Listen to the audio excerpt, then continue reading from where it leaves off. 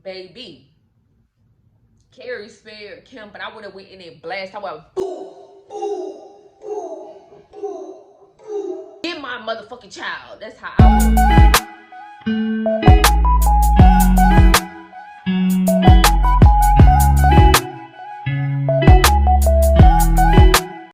Hello everyone and welcome back to the channel. Today I have another story time and I have a drink with me in a beautiful glass. You guys, my husband got this from Medieval Times. It is so pretty. But you guys, today I have another story time, and this story time is called Woman Thou Art Loose, the Seventh Day. So this story is about a woman named Carrie and a guy named David. They were married and they had a beautiful daughter named Michaela. I mean, they had a wonderful life. It wasn't perfect, but it was perfect for them. David was a professor at a school and Carrie did little side jobs. She was more like a housewife, but she did little stuff on the side. Now, at the beginning of this movie, it shows that, they look happy together. David would, go off to work and Carrie would tend to their daughter and, do things around the house or whatnot. So one day, Carrie and Michaela was at the house and Carrie was preparing dinner. And she was preparing dinner, but Michaela wanted to cook cookies. So she told Michaela, like any mother, like, give me a minute and we're gonna do the cookies, baby. Let me finish dinner. Michaela goes off to play, into her mother is ready. So she go off to play and Carrie is like preparing dinner and she's getting dinner together. You guys, all of a sudden, just out of the blue, um, Michaela is, you can't hear her. She's not making any noise. She's not playing. But her mother, Carrie, was done putting the dinner on. So she called her to get started. And she's like, Michaela, I'm ready. I know you want to make some cookies, baby. Come on, let's make some cookies. No, Michaela. She's not even answering.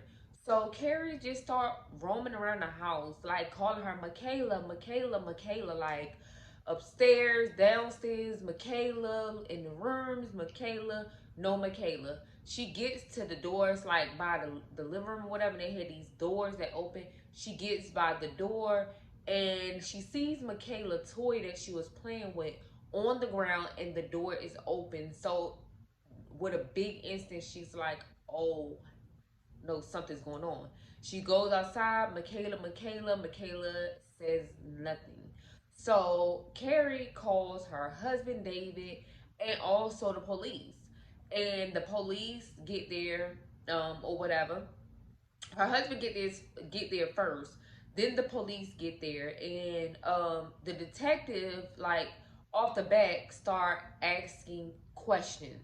So basically Detective Barrett or whatever is a detective that is going to be on the case. And Detective Barrett just start asking questions off the back, to get her a clear mind of what she's doing, who she's looking for, and what happened before Michaela went missing. So Detective Barrett is asking Carrie all of these questions and the dad.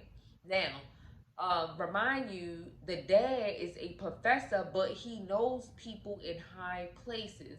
So Detective Barrett wound up calling a special detective in because the mayor and stuff was on this case and it was a serial kidnapper in this county, in their county.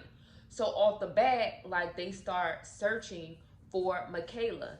Now, Detective Barrett started searching for Michaela, just going to little spots, trying to figure out, like, what transpired.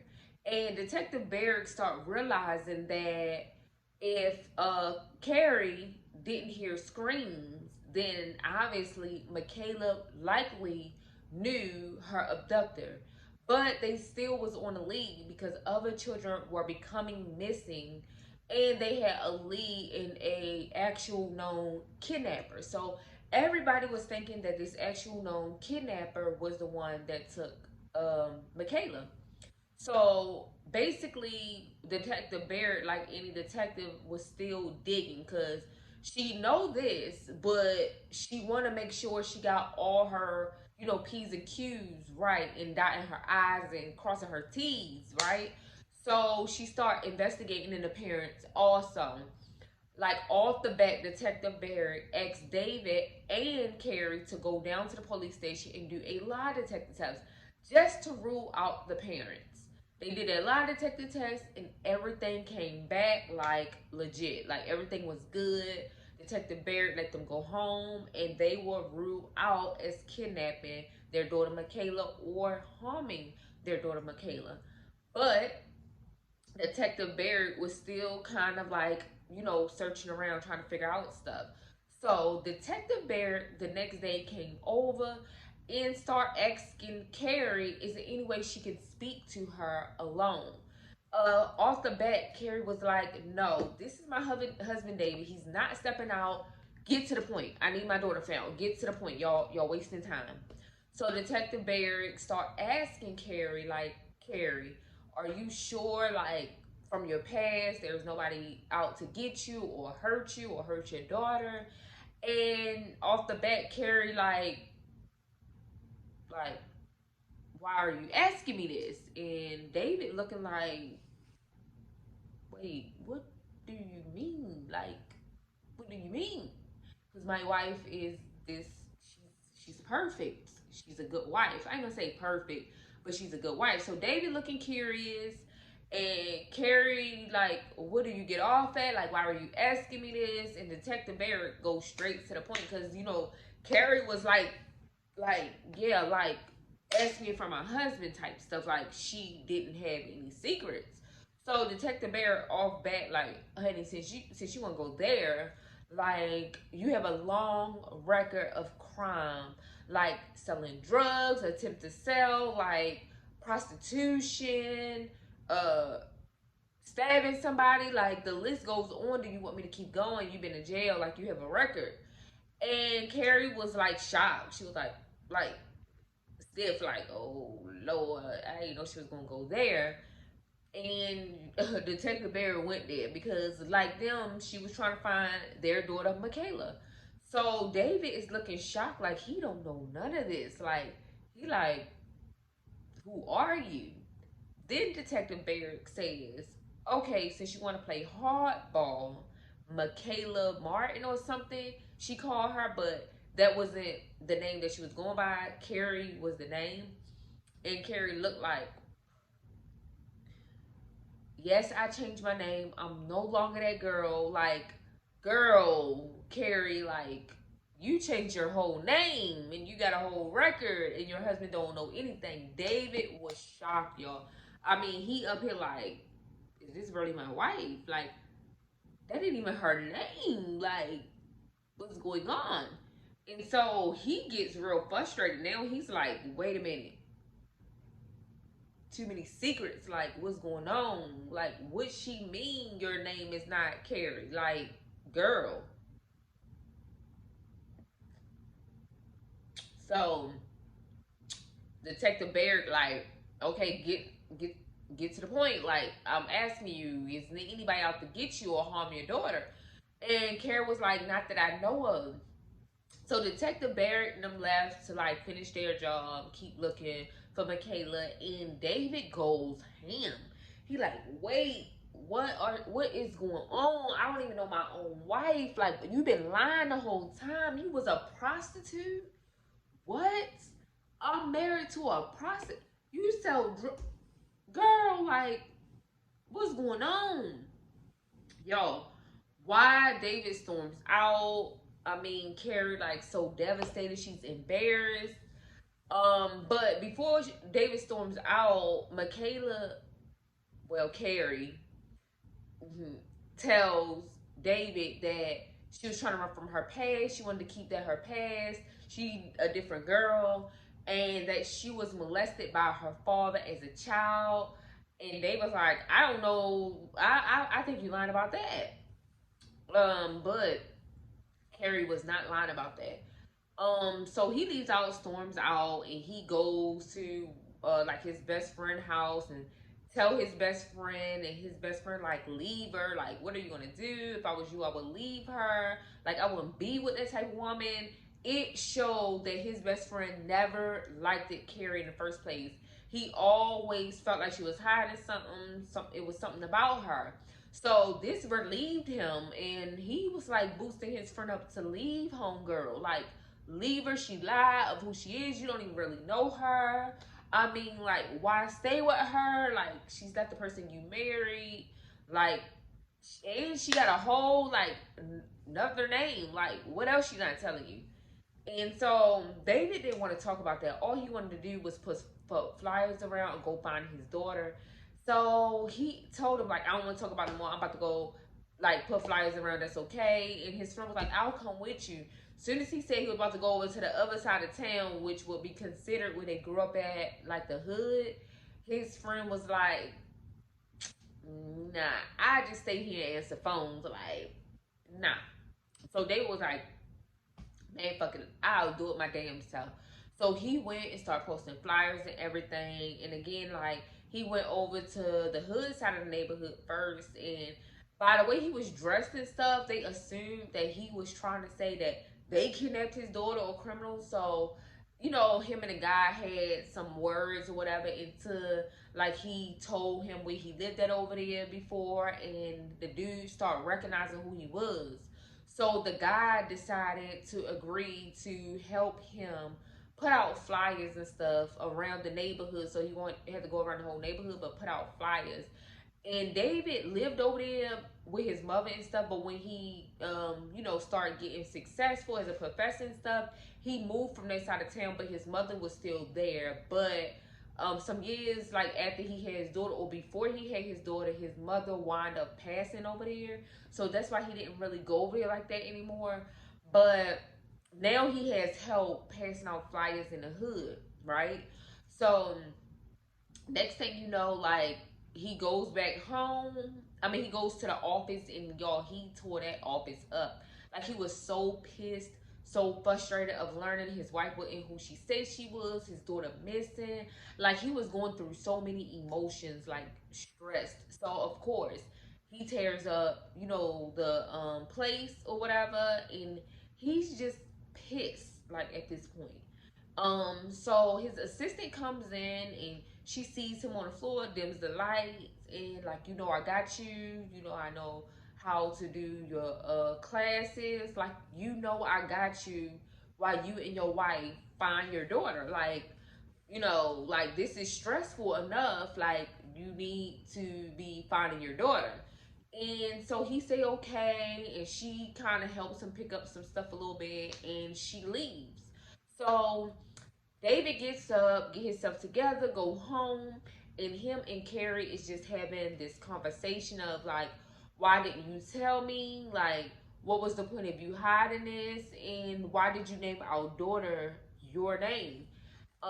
You know, like, if you had a bad childhood and was running away from your past, why would you give your daughter your name? And she says, I gave her my name to honor, like, I guess, like, I forgot what she said. I think she said to remember her childhood or something like that. It was something weird. Because, girl, if that happened to you, I wouldn't want to remember my childhood. I can see if you just liked the name.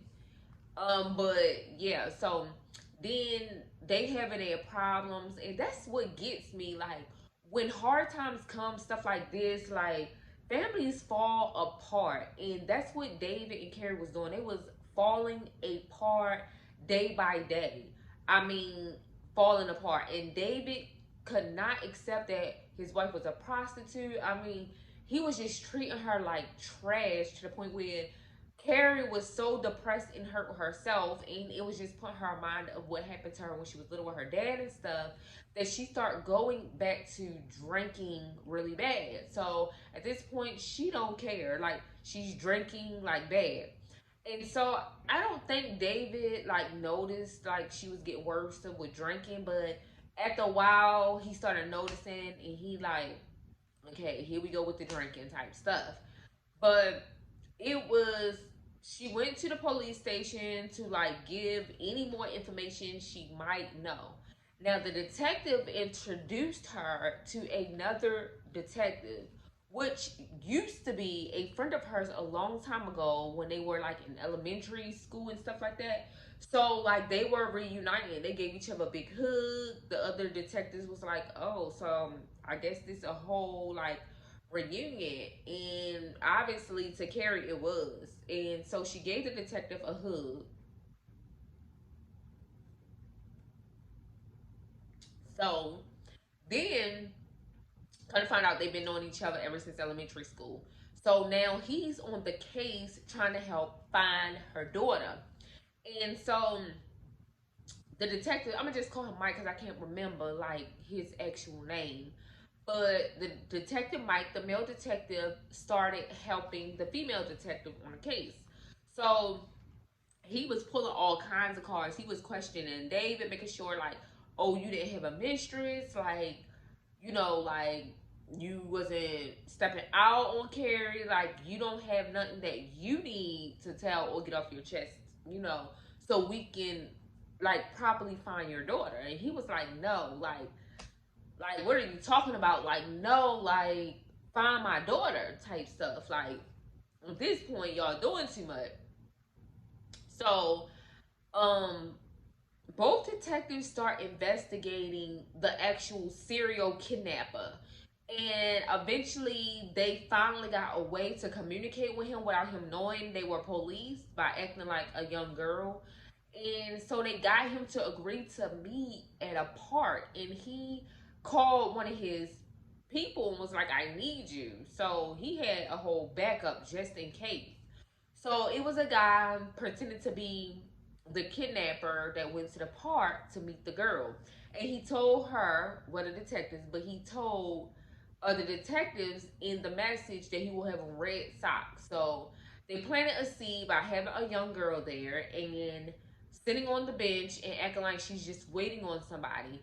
And the actual kidnapper had goggles and was watching the park, thoroughly watching the park, while his partner was like out there acting like he was him with the red socks on.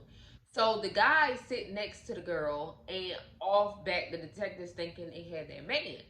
So the detectives run down in, push him to the ground, arrest him, and take him in for questioning. The detective Mike is like pushing it in, like, tell us where Michaela at. Tell us, like, how you better tell us whatever. Like basically, like police do when they interrogate people and they want the answer, they know they know. So they was like interrogating him to the point where he finally told them the guy name that actually was doing these kidnappings. Why was David sitting in the area where the detectives was at? Now he was acting like he wasn't listening. They didn't even notice he was there. So he overheard the guy say the main name. So off back when the detectives run out to go get the guy, David runs out too and gets in his car. They get over to the place where the man is at.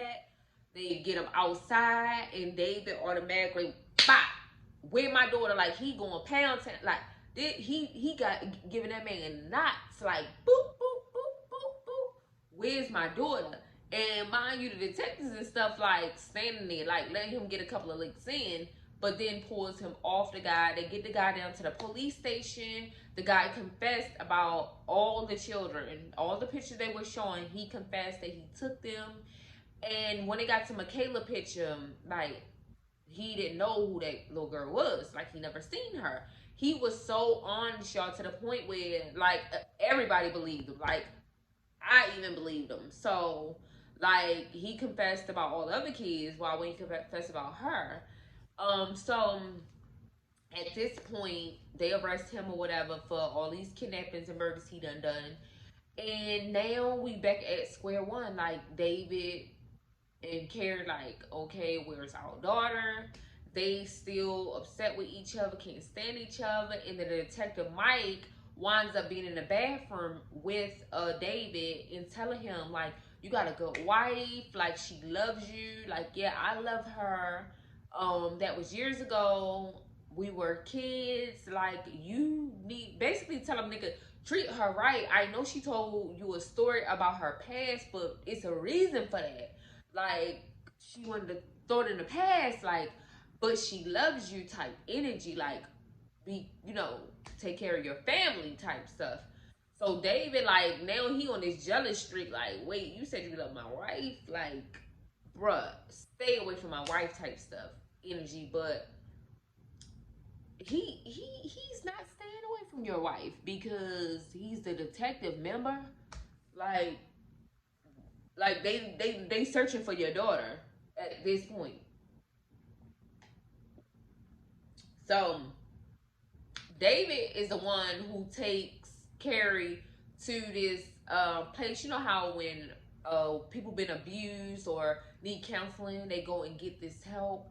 David take yeah, not David. But the detective takes his friend Carrie to that place because he knew that she was getting this help before she met David.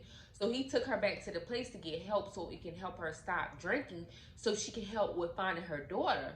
So he only had her best interest in heart. He knew it would never be nothing between them. He just wanted her to be able to find her daughter and for her to stay on track with her husband David and her daughter. Like, he just wanted the best for her type energy. But like David was thinking otherwise. And of course, like, nigga, you ain't gonna tell me you love my motherfucking wife and I'm not gonna feel no type of way. But Mike mind was in a whole nother place. Like, it was in a whole nother place. He just wanted to help her. That was his friend. So now now Mike, the detective, and the female detective or whatever, they both like start thinking about like all the evidence. And Mike goes, I need to see those shoe prints, like the sizes again. So he goes and look at the size, and him and the detective, other detective and stuff, start looking, and they go, wait a minute, why is the same size shoe, but it looked like one print is bigger than the other. Like it's like in the mud and stuff, it's like lower down than the other. And they determined that whoever had these shoes on couldn't fit them, so they had socks on their feet. And so at this point, they like, somebody kidnapped Michaela, but they don't. These are not their shoes. They're just using these shoes. So Mike go and question David again about talking to any other woman or talking to somebody else, like having an affair with his wife. Of course, David denies it again, and basically it leads detectives to go and try to figure out stuff on their own. So Mike is at the house, at David's and Carrie's house, and they just looking through stuff. Carrie stops and look through this box, and the box had a letter from a woman and an ultrasound picture, of baby ultrasound or whatever. And also, meanwhile, while she's finding this stuff, David is over across town in his old neighborhood, just sitting there thinking about a woman. And he's like just thinking, like, dang, I did like cheat on my wife, like, oh my God, like, what is going on type stuff. At that time, Mike steps out of the room with Carrie, and he comes back and he tells Carrie not to go nowhere, and she said okay. He steps out of the room to call dispatch to be like, look, I think we have something. Carrie gets his gun and her keys, and she runs out of the house. Mike realizes she's gone, call for backup. She's going over, I forgot the girl name, I'm gonna say Kim. We need backup. Carrie is going over Kim's house, like, I need backup, and she got my gun. So at this time, Mike running to get in his car, police car, to go over there to Kim's house. The police, the other detective, all of them on their way. David is on his way. Lord knows how he even, like, what made him even, like, go over there, other than thinking about him cheating on Carrie with Kim. And so everybody going over Kim's house. I guess this is a motherfucking party. Like, everybody about to meet up. Like, this is a party type energy. Like, yeah, like, let's all meet over at Kim's house. Like, let's do this. So, little behold, Carrie gets over there first. She bangs on the door. No answer. She goes around the side. The door is kind of unlocked. She gets in the house, sees the fucking boots on the floor. Girl, you kept the boots in your house. Eventually, these people were going to be on you. So, sees the boots and then turns around and sees like a big stand with candles on it, an ultrasound. Like, it looked like Kim was still grieving, like, the loss of her baby. I don't know if she had a miscarriage or I don't know if she killed the baby, like abortion or what, but she lost her baby. So at this point, Carrie was like, and she's walking through the house like trying to sneak, and he go, Kim, you looking for me? You looking for me? What, you gonna kill me? Like, straight, girl, you crazy energy. Like, I was looking like, this bitch crazy. Like, how they didn't know? I mean, different parts and different scenes of the movie, she looked crazy. When she went in the office and David was on the floor, she looked like she was up to something and she was sneaky and crazy. I mean, something was off about her the whole time. So Carrie was like, where's my daughter? And then you can hear Michaela screaming like, ah! So she goes where she can hear the sound, but meanwhile, Kim is trying to get to Carrie. So she like kicks down the door, and Michaela comes running out, stands behind her, and Carrie just shaking with the gun, y'all. She literally shaking. Bitch, pop that hoe.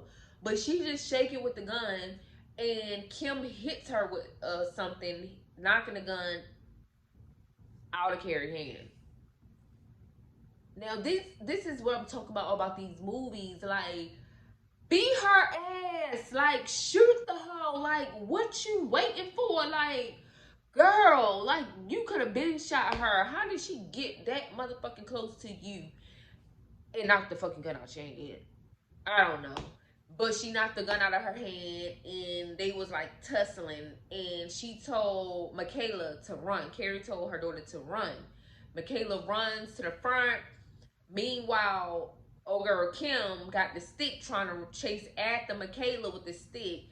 Carrie gets the gun and pop Kim on the side, and while Kim falling, she wanted to shoot the hoe. I would have shot that hoe, but she wanted to shoot her, but she didn't because she seen Michaela's face. So I understand she didn't want that image in her daughter's head for the rest of her life. So she spared Miss Kimmy Kim. But by that time, her husband David done kicked the door in and got in there. By that time, Kim was shot. Carrie was holding their daughter. And nigga, you just late. You just late. Like, how you ain't know you was talking to a crazy female? Like, the vibe ain't vibing. And so now both detectives are there, you know, Mike there and the female detective, like, everybody's there, and they carry Kim out like the fucking criminal she is, because why you still somebody else's child? Anyway. But, yeah, and so David and Carrie, they didn't know how to fix their marriage. Like, everything was still on the rocks. Like, yeah, she lied about her past, about being a prostitute and getting raped by her dad, and like being on drugs and selling drugs, and she had a whole rap sheet, and she changed her name. And you lied about having a whole mistress and getting her pregnant. Like, y'all whole thing was just nothing but a whole like secret. Like, at this point, y'all need therapy. But at the end, like, she was still trying to work on her marriage. They was trying to figure it out with each other. And it showed that, you know, at the end, it was like a little moment of, you put your faith in God, and, you know, good will come out of it. Just keep faith, and, you know, work on the things, and forgive and forget, like, the people that hurt you. at the end. It was a good little message at the end or whatever. But y'all, baby, Carrie spared Kim, but I would have went in and blast. I would have boo, boo, boo, boo, boo, boo, boo, boo. Get my motherfucking child. That's how I would have. Carrie spared Miss Kimmy Kim or whatever. Because I would have did the Matrix like that. No, y'all. But you guys, that's the end of my story. Go watch it. It's on Tubi. Don't forget to like, comment, and definitely subscribe to this channel. And you guys, thanks for watching. Peace.